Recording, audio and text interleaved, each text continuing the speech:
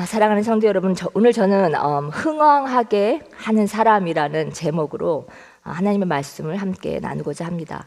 여러분, 흥왕한다는 그 말은요, 복되게 하고 형통하게 하고 번성하게 한다는 의미를 가지고 있습니다. 저와 여러분이 오늘도 우리가 서 있는 그 자리에서 하나님의 나라를 흥왕하게 하는 사람이 되기를 주님의 이름으로 축복합니다. 어제의 말씀은 느헤미야가 유다와 예루살렘 사람들이 큰 환난과 능욕을 당하고 예루살렘의 성이 허물어지고 성문들이 불탔다는 소식을 전해 듣고 심히 슬퍼하고 울며 금식하고 회개의 기도를 드리는 내용을 담고 있습니다. 자, 이제 오늘 본문은 느헤미야가 예루살렘의 비참한 소식을 듣고 깊이 마음 아파하는 가운데 왕 앞에서 포도주를 드리는 장면으로 시작됩니다. 느헤미야는 페르시아 왕궁에서 왕의 술관원으로 섬겼습니다. 술관원의 직책은 단순한 시중이 아니라 왕의 생명을 책임지는 고위 직책, 즉 왕이 가장 신이 많은 자리로서 풍요와 명예 그리고 안정된 삶, 정치적인 영향력, 무엇 하나 부족함이 없이 누릴 수 있는 그런 위치에 있었습니다. 그의 경제적 풍요는 느헤미야 5장에서도 확인되는데요. 그는 12년 동안 총독의 녹을 받지 않았고 매일 수백 명이 식탁에서 먹는 비용을 자신의 사비로 감당했다고 기록하고 있습니다. 그가 얼마나 부유했는지 엿볼 수 있는 대목입니다. 이처럼 모든 것에 부족함이 없던 느헤미야는 그 조국의 황폐한 소식을 들었을 때 깊이 마음 아파하며 울고 금식하며 하나님께 기도했습니다. 그 무거운 마음은 참 숨길 수가 없어서 왕 앞에서도 그의 얼굴이 근심 어린 그런 얼굴의 표정으로 나타났습니다. 성경은 그 순간 느헤미야가 크게 두려워하였다라고 기록합니다. 당시 왕 앞에서 슬픈 기색을 보이는 것은 어쩌면 목숨을 잃을 수도 있는 위험한 행동이기 때문입니다. 그럼에도 느헤미야에게는 자신이 누리던 그런 안정된 자리나 보장된 그런 삶보다 하나님을 향한 사랑과 그 민족을 향한 애틋함, 관절함이 더 컸습니다. 그의 마음에는 이미 하나님의 나라를 흥왕하게 하려는 거룩한 열망이 깊이 자리 잡고 있었던 것입니다. 하나님의 도우심으로 느헤미야는 왕의 은혜를 입죠. 그래서 왕은 그의 요청을 모두 허락했습니다. 조서를 내려주고 필요한 자재를 공급하고 군대의 호위까지 붙여줌으로 하나님께서 친히 이 모든 일을 준비하고 이루어내신 것 또한 보여주고 있습니다. 예루살렘에 도착한 느헤미야는 밤에 홀로 성벽의 형편을 살피고 백성들에게 현재 상황을 정확히 알리며 믿음으로 외쳤습니다. 일어나 성을 건축하자. 그의 확신과 믿음의 고백이 백성들의 마음을 또 감동시켰고요. 움직였습니다. 그래서 그들은 한 마음으로 일어나 성벽 재건에 동참하기 시작했습니다. 그러나 하나님의 일을 시작하면 반드시 그것을 막으려는 세력도 나타납니다. 본문 10절에서 이렇게 말해요. 호론 사람 산발락과 종이었던 암몬 사람 도비아가 이스라엘 자손을 흥왕하게 하려는 사람이 왔다 함을 듣고 심히 근심하더라. 다시 말해 느헤미야가 이스라엘을 흥왕하게 하려는 사람이었기에 동시에 그 반대편에 서 있는 산발락과 도비아에게는 두려움과 위협의 존재가 된 것입니다. 왜 그렇습니까? 산발랏은 당시 사마리아 지역을 관할하는 높은 관리로서 예루살렘이 다시 견고해지고 유대 공동체가 회복될 경우 자신이 누리던 정치적 영향력이 약해질 것을 두려워했습니다. 도비아 역시 산발락과 같이 일하는 사람으로서 암몬 지역의 유력한 가문과 연결된 귀족이에요. 그래서 유다 내부에도 연줄이 많습니다. 예루살렘의 재건이 자신의 세력권을 위협한다고 느꼈겠지요. 그들의 관심은 하나님의 뜻이나 유다의 회복이 아니라 자신들이 확보해온 정치적 지위 또는 지역의 통제력, 즉 자기들의 기득권을 지키는 것이 가장 중요하고 우선이 되었습니다. 그래서 본문은 심히 근심했다라고 얘기하는데 이 뜻은요, 단순한 걱정 정도가 아니라 그들이 느헤미야의 존재를 악한 일, 큰 위협으로 여기며 분노하고 괴로웠음을 원어로 보면 알 수 있습니다. 즉 느헤미야를 통해 하나님의 나라가 흥왕한다는 것은, 다시 말해 하나님의 일이 복되고 형통하고 번성한다는 것은 단지 예루살렘의 성을 건축하는 것에 그치지 않고요, 더 깊은 영적의 눈으로 바라본다면 죄로 인해 포로되었던 백성이 다시 하나님의 자녀로 회복되어 예배의 삶을 살며 그들의 주인 되신 하나님께서 다시 그들을 용서하고 함께 하신다는 그런 뜻입니다.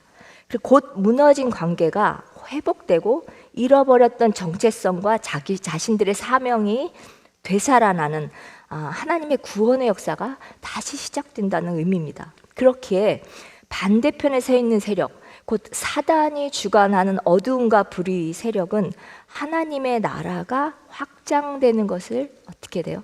불편해하고 두려워하는 것입니다. 어떤 방법을 사용해서든 막아야 하는 것입니다.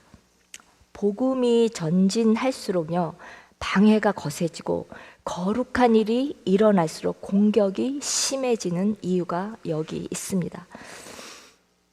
결국 느헤미야가 겪은 방해는 단순한 인간적인 그런 갈등이 아니라 하나님의 나라가 세워질 때 반드시 일어나는 영적 충돌이었으며, 오늘날 우리에게도 지금 이 시간에도 우리가 살고 있는 우리의 삶의 터전에도 동일한 원리가 작용되는 것입니다. 오늘날에도 산발락과 도비아는 여전히 보이는 곳 또는 보이지 않는 곳에서 우리의 삶을 둘러싸며 끊임없이 흔들어 놓고 방해합니다.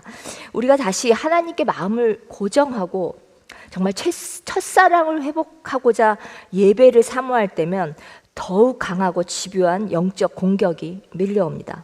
가정을 주님 앞에서 견고히 세우려는 결단을 할 때 오히려 가족 간에 정말 오해와 마찰과 갈등이 심해집니다. 그리고 마음이 시험이 듭니다. 또 교회를 섬기고 헌신하려고 그런 뜻을 품면 예상치 못한 환경과 상황이 우리 앞을 또 가로막기도 합니다.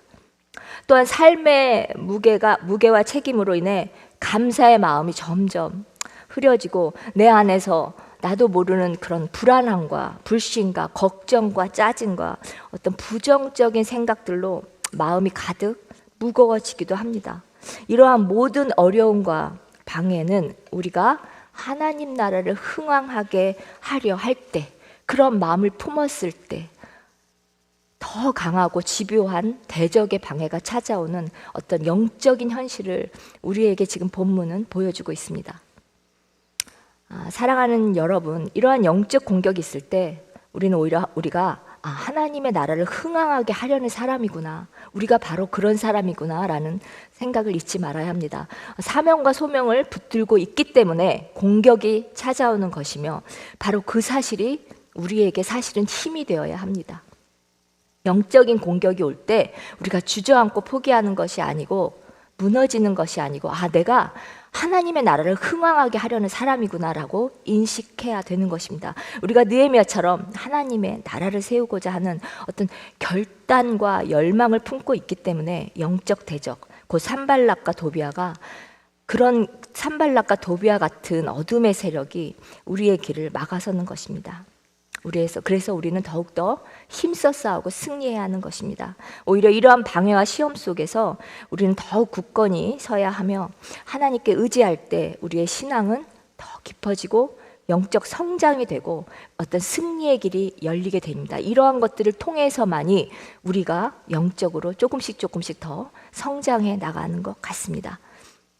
사랑하는 여러분, 산발락과 도비아가 우리의 앞길을 막아 정말 순간적으로 두렵게 하고 좌절하게 할 일이 있지만, 그들이 결코 우리를 이길 수 없습니다. 왜냐하면 우리가 하나님 나라를 흥왕하게 하려는 순간에, 그런 마음을 품는 순간에, 그 순간부터 이 일은 하나님의 일이 되기 때문입니다. 우리의 일이 아니고 하나님의 일이 되기 때문에 그분이 앞서 길을 여시고 준비하시고 도우십니다. 그래서 우리는 이길 수밖에 없습니다. 다시 말해 사실 흥왕은요, 우리가 만드는 것이 아닙니다. 주님께서 친히 하시며 우리는 다만 주님과 함께 동행하고 그 자리에 서 있는 것, 순종하는 것, 도망가지 않는 것, 그것만이 우리가 할 수 있는 일입니다. 사랑하는 여러분, 흥황하게 하는 사람은 특별한 사람이 아닙니다. 무너진 곳을 다시 세우기 위해 내 마음과 이렇게 시간을 나눠주고요. 또 교회에 맡겨진 사명을 위해 간절하게 기도하며 우리 여러분들과 같이 이렇게 새벽 제단을 밝히시고 함께 시간을 나누고 마음을 나누고 기도를 해주시고, 또 하나님이 거저 우리에게 주신 은혜들이 있잖아요. 모든 것이 거저 주셨고 그 은혜에 늘 감격하며 나의 모든 달란트와 시간을 내 것이라 생각하지 않고 하나님 앞에 드리려고 내가 마음에 그런 선한 마음을 품을 때, 이러한 성도들을 통해서 정말 하나님은 정말 기쁨을 누리시고요. 우리들의 그런 발걸음을 통하여, 그러한 성도들의 발걸음을 통하여 하나님의 나라가 흥황하게 되는 것입니다. 그런 마음을 가진 성도를 통해 가정이 회복되고 공동체가 회복되고 또 교회가 새 힘을 얻어 다시금 견고하게 세워지는 것입니다. 사랑하는 여러분, 여러분이 오늘도 어떤 자리에 서 계시든지 하나님의 나라를 흥왕하게 하는 사람이 되기를 주님의 이름으로 축복합니다. 방해가 찾아오면 그것이 하나님께서 일하고 계신다는 증거라고 믿으시기 바랍니다. 흔들리지 말고 낙심하지 말고 하나님이 이루시는 흥왕의 그 역사에 믿음으로 참여하고 동참하는 여러분 되시기를 주님의 이름으로 축복합니다. 아멘. 하늘에 계신 우리 아버지여, 이름이 거룩히 여김을 받으시오며 나라가 임하오시며 뜻이 하늘에서 이루어진 것 같이 땅에서 이루어지다. 오늘날 우리에게 일용할 양식을 주시옵고 우리가 우리에게 죄 지은 자를 사하여 준 것 같이 우리 죄를 사하여 주시옵고 우리를 시험에 들게 하지 마시옵고 다만 악에서 구하시옵소서. 나라와 권세와 영광이 아버지께 영원히 있사옵나이다.